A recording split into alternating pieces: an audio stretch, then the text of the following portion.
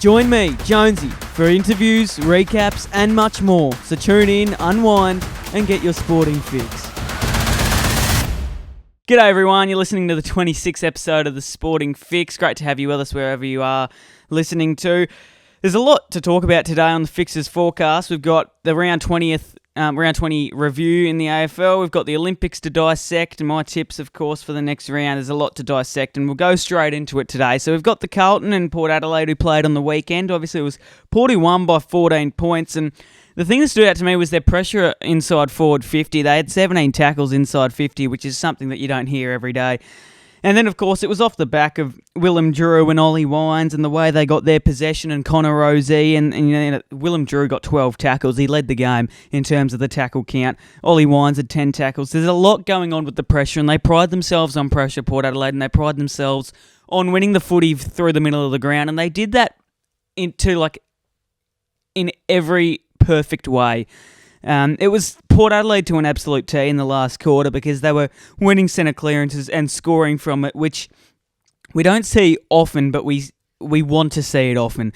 You know, that's what they say they do, and they were doing that on the weekend, which was really good to see. And they find themselves, I think, 7th on the ladder, and Carlton find themselves 4th on equal points, 48, tied with, obviously, Port, Giants, Geelong and themselves. So there's a lot to ride on with the next few rounds. There's a lot riding on the next match and into the future as well to consolidate the top 4 placements come the end of the year. North Melbourne and Geelong was an interesting game. It was obviously in Hobart, and North had a gripper start. They kicked the first 3 goals, and you're thinking, oh my goodness, they are on, because, you know, there was a bit of nerves around Geelong. People thinking, imagine they do lose to North, it won't be good. But they got the job done by 40 points. Literally, Tom Stewart single-handedly gave them a victory. He had 32 disposals, 26 of them were kicks, 9 marks. His metres gained were off the charts. But the interesting thing was that they had 50 less disposals than North Melbourne at Geelong, so they did not own possession. And this is a positive for North. So they're versing a team in the top 8 and they're dominating possession, which is a good thing. It's a positive thing for North. Their disposal efficiency was better. But again, and I say it every week, every time North Melbourne, they are improving, they are on the up, don't get me wrong, but every time they go inside 50, it is rare if they score. They had 49 shots inside 50, they had 49 inside 50s, they had 19 shots. That is not good enough, not good enough. And you contrast that to Geelong, who had 58 inside 50s with 28 shots. So North's efficiency was 38%, Geelong's were 48%. So that's a 10% difference, and it makes a lot of difference. In fact, it makes a 40-point difference. That's literally the thing that won the game. Accuracy was good with both teams, but it was the efficiency with the pill. And North Melbourne, you see it all the time. They work themselves from the full back to full forward, but it's that last kick inside 50 that really hurts them. And you got to get the ball in Sheasel's hands, and they do. And they got to get the ball into their good users because it is so important. That kick is almost the most important one in the game. When you kick it inside 50, you must hit a target. It was a rare occasion if that did happen on the weekend for North Melbourne. But credit to Geelong, you know, they fought back. They were always in control if you eliminate the first 10 minutes of the first quarter. But they were always in control, and they always had the game on their terms, which is what you'd hope if you're versing a team placed 17th. But obviously it was Geelong who win the game, and they've got a nice matchup against the Crows next week, which we'll dissect also. We've got the Suns and the Lions. It was a 28-point victory to the Lions. First loss for the Suns in Gold Coast this year, which it was bound to happen. The way they're playing footy at the moment is certainly an improvement, needs to be changed. 32 disposals for Zorko, 1 behind, 28 kicks, 12 marks. So he obviously dominated possession, and he is 35 years old and still winning the football. Neil at 35 and a goal, Dunkley at 31 and a goal, Wilmot had 27 disposals as a young kid. So it's good signs for Brisbane, obviously, and they nearly had 100 more disposals than the Suns. So there wasn't really any phase in the game where they were not in control, because they were really dominating the whole game. Yeah, the first quarter was fairly even, but as soon as the second half came, it was all on Brisbane's terms. And, I mean, if you look at the stats, it just goes to show that they were owning every single facet of the game. You talk about clearances, you talk about possessions, you talk about, your disposal efficiencies and your actual disposals. It was just all in favour of the Lions. So they get the job done. They find themselves second on the ladder, which is really good considering they had a rough start to the season. So they find themselves second on 50 points with a really healthy percentage. So they're in a good state here, Brisbane. So that's good for them. Boy, this game really, really got on the nerves of Essendon fans, didn't it? A 53-point loss to St Kilda. Oh, I didn't watch this match. But as soon as I turned on the AFL and as soon as I clicked on this app and I saw a 53-point win to the Saints, I nearly fell off my chair. The Bombers are 10th right now. Only them, I don't care who you are, only the Essendon Bombers, out of the 18 teams in this competition, could find themselves third on the ladder at round 15, and you fast forward 5 rounds and they're outside of the 8. Tell me another team that would do that apart from Essendon. It is ridiculous. It is ridiculous. And it would be so hard being an Essendon supporter because you see hope, you see growth, and then you get a couple of losses and all you see is just demolishment. The leaders of the club are not leading this club. Merit 24 disposals, you got to be better. The highest possession was 25. These are issues. These are issues that Scott has to address. 335 disposals in a game of football, that is not a lot.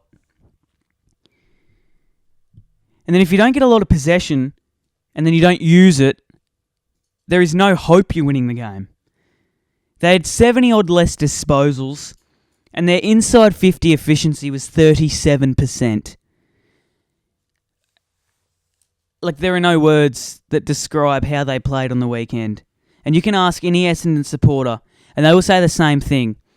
The frustration is obviously there, and we saw that when they were walking down the races, and there is no excuse for swearing at players, throwing scarves on the ovals. There's no excuse for just raging like they did. But you can understand their frustration. Because at round 15, everything was smokes and whistles. They were winning games. They were third on the ladder. They're just not a serious team. They are not a serious team. And I'll be the first to admit that I was wrong. Because I thought they were going to make finals come round 15. And I don't think they will now. I cannot believe. And they've always had a low percentage. They've always been about 99%. Sitting third, which always was going to be an issue. But I just could not see them losing this many games in this short period of time. It is an issue that obviously everyone is aware of. And they've got to change things. Because it is a rough draw that they have in the next 4 weeks.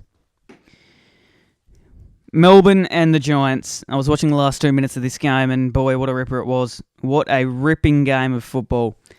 They came back, didn't they? It was a roller coaster game. It was a real roller coaster game. Melbourne kicked 5 goals in the first quarter, and then Giants kicked 5 goals in the second, and it was even, and it was even and even and even, until the last quarter, where the Giants pretty much kicked about 4 goals in a row, and you'd almost think, boy, that's game over. But no, the Demons kept trying and trying and trying, and they got it within 2 points. But it's not good now for the Demons because they are now 11th. And with their percentage, they are a game or 2 games outside of the 8. So a bit of issues now with the Demons. But if we go into this game, obviously there's not a lot to dissect with a Melbourne point of view because the most disposals was for Clayton Oliver, who had 26. But Callaghan, 36 disposals. Whitfield, 35. Tom Green, 33. Peatling, 28. And then, of course, Jesse Hogan and Tom Green kicking 4 goals. And then Toby Green, 3 goals too. So it was good. It was a good win. It was a very important win. A needed win. Because now the Giants are 5th. And they are scraping, knocking on the door of top 4. if they win next round and the Blues lose. I'm going to skip the Dockers and the Eagles game, and I'm going to skip the Pies and the Richmond game because they were two quite irrelevant games. But Freo are flying under the radar. They are flying under the radar. They're third on the ladder with a healthy percentage. I feel like they aren't getting the recognition they deserve.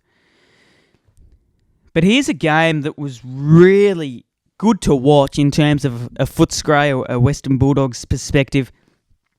Ugle-Hagan, he's a classy player. And then you go to Treloar, 40 disposals, Dale, 25. I mean, Treloar at 40 disposals, the next Dogs player, 25. That is a 15 disposals more than any other teammate on the damn field. It just shows how dominant he was. And then Rory Lobb, 10 marks in defence. People say changes are big. This change is mammoth. The change from forward to defence, he has grown as a player. He is now the leader of the defence.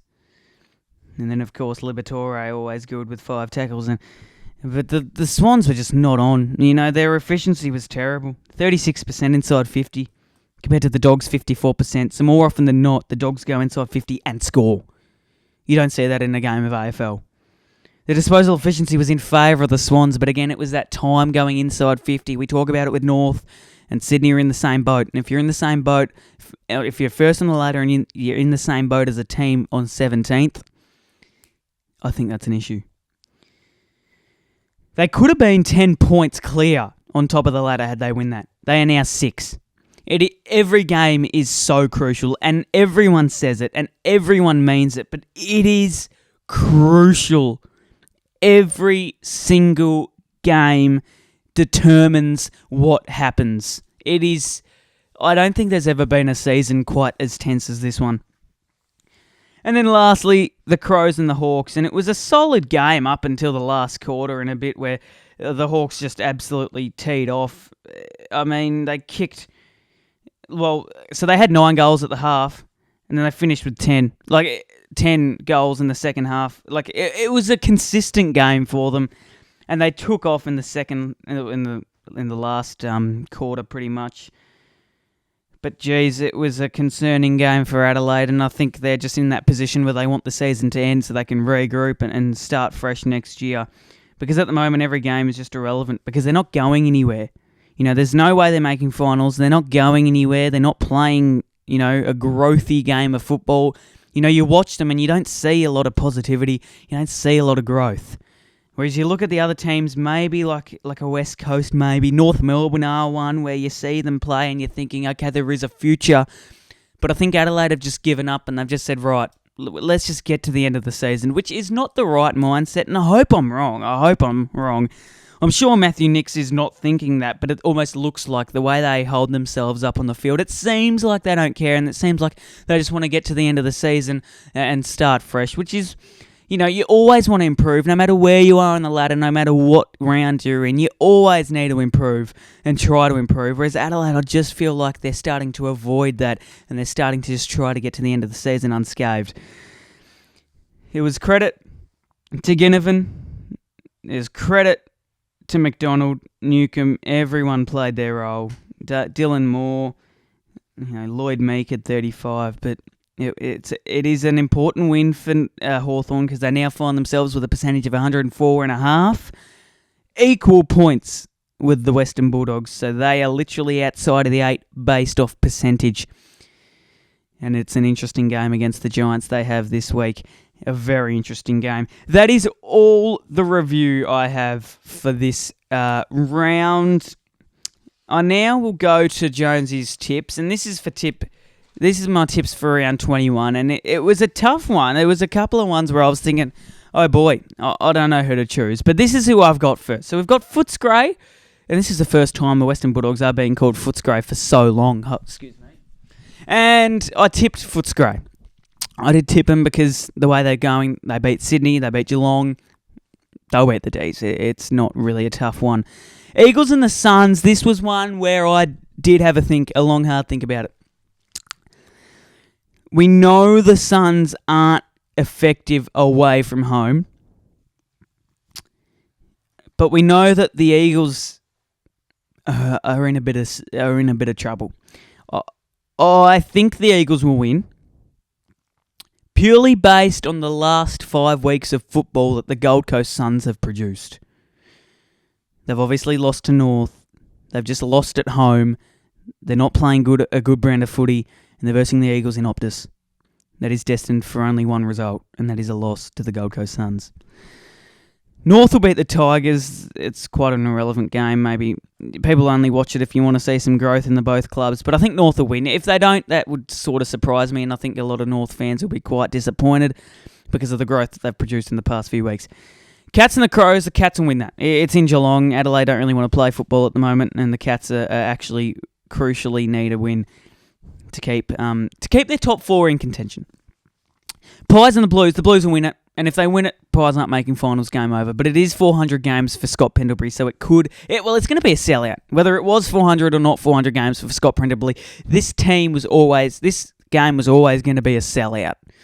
They're just the 2 biggest clubs in the country. They're 2 biggest clubs in the world, pretty much. They're always going to fill out a 100,000 stadium game. But I do think the Blues will win. If they don't, you'd be concerned about them and their top 4 hopes. Power will beat the Swans. This was a tough one. Obviously, Port beat Carlton in Melbourne. Swans are in a little bit of a slump right now. I did tip the Power. And if they do win, I'll be happy with that result. Giants and the Hawks. Again, another tough one. They're all tough, but this one is a tough one. The Hawks are in red-hot form, but this one's in Canberra, and it is a fortress here for the Giants. I did tip the Giants, but I would be happily proven wrong. If the Hawks win, they could find themselves in the top 8. And if you were to ask me 3 or 4 weeks ago, Hawks top 8, I would have laughed at you. This team is defying physics right now. Essendon and Freo. I had to tip Freo. 3rd on the ladder, Essendon 10th. It's in Melbourne. Essendon I cannot see winning games. And then lastly, the Lions and the Saints. Lions are winning the game for me, purely based on their just pure quality nature that they have in the football field. So they're my tips for round 21, and it's a brilliant game and a brilliant round we have coming up, and a brilliant few rounds that will decide the future of this 2024 AFL season. And you got to tune in and wait and see what is in store for us, because there is a lot to take in and a lot to endure for the next few weeks of AFL football. I'm going to finish this episode off with the 2024 Paris Olympics, and this is a brilliant. It happens every 4 years. You've got to mention it. The new breakdancing has come alive in Paris, and I haven't seen any yet. I don't know when they come out, but that's interesting. I love this little new thing that they bring in. You know, there's always new excitement around with new Olympics. I'm just going over some headlines that were associated with the Paris Olympics, and we know about the river and its uncleanness and its unhygienicness and the issues associated with the bacteria inside the river. But geez, the triathletes are so eager. They are chomping at the bit to go in the river, and to be denied, it's an interesting topic to talk about with the river that is quite unhygienic, and it's very interesting. The medals is something that stood out to me, the way they're made. So they're made out of the Eiffel Tower. The middle centre bit of the medal is made out of the Eiffel Tower. It is so fascinating. So fascinating how witty and clever, you know, it is to just think of new innovative ideas and to put an Eiffel Tower in a medal. You know, it'll always have a special place in people's hearts that win a gold medal. The players that I am looking forward to and who have already been successful, I'll list them and I'll explain why and I'll explain how good they've been. Our flag bearer, Jessica Fox. She just won the gold medal in the K1 and her cabinet is finally full. She won a silver in London. She won a silver in Rio. She won a bronze in Tokyo. She's won a gold in Paris. How special, how sweet. And you could see the emotion on her face. She was so happy, and as you should be. But she is just a legend in the canoe, isn't she, and the kayak, and she's just an absolute weapon. And Australia found themselves first after day 1. They're now 4th, I believe, come day 3 and 4. Titmus and O'Callaghan, brilliant swimming race that was. Obviously, Molly got the job done in the 200 freestyle, but boy, the two Aussies, first and second, how special are they? They're so special. Harry Garside, I had to mention him. His boxing, he said he felt like a failure. He said he was just so incredibly disappointed, which you can see why, but it's heartbreaking. And everyone's proud of him for making the Olympics. But you can see the frustration, and I just wanted to reach out to him and say that he is, a lot of the country is proud of him. And to even make the Olympics is a good effort, but obviously he didn't want to go out this early. Emma McKeon has finally finished her last individual swimming race at the Olympics in her career. I think she's got maybe a couple more relays to go, but as an individual perspective, she's done, and what a warrior she's been in the sport. And the person that if you were to tell me 2 weeks ago, who am I most looking forward to, it has always been and always will be Jessica Hull. Wow. What a special runner she is. She just broke the world record in the 2K. I mean, how can you not keep your eyes off the screen when she's running down the straight and absolutely tearing it apart? It is that everyone is so excited to watch her, and that is completely fair enough. Australia aren't completely successful in the athletics, but I think we will be today, or I think we will be in the next few weeks. Jessica Hull is going to race and probably, hopefully, dominate, because the career that she is in, the form that she is in, which is career best, is hopefully going to reflect on the purple track in Paris, and I hope that is the case. But there is a lot to look forward to in the Olympics. Obviously, it's just a few days done. There's a lot to go in the Olympics, and Australia have a lot of players and a lot of athletes still yet to compete, and it's going to be so good to just sit back and relax and watch everyone do their job in Paris. The only annoying thing is the time zones, because obviously when it's day here, it's night there. So you got to be a bit nocturnal if you want to watch the Olympics, but it is worth it. It's every 4 years. You got to get up and have a look at it, which is obviously needed. But that is the Sporting Fix episode 26, all done and dusted. Appreciate everyone. Thank you so much for listening. Have a good night.